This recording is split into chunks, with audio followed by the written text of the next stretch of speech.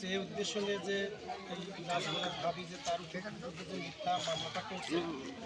এটা মূলত কাহিনী হচ্ছে যে এই নাজমুলের সম্পত্তি আছে, এই নাজমুলের ভাইয়ের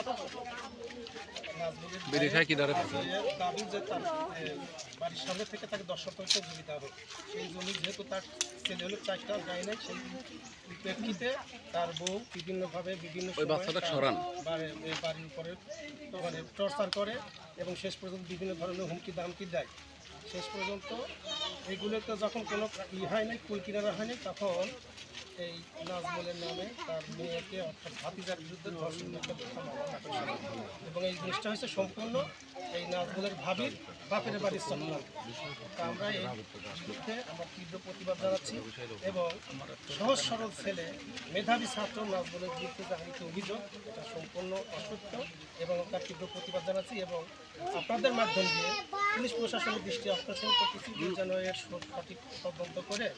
সঠিক ব্যবস্থা গ্রহণ করে এবং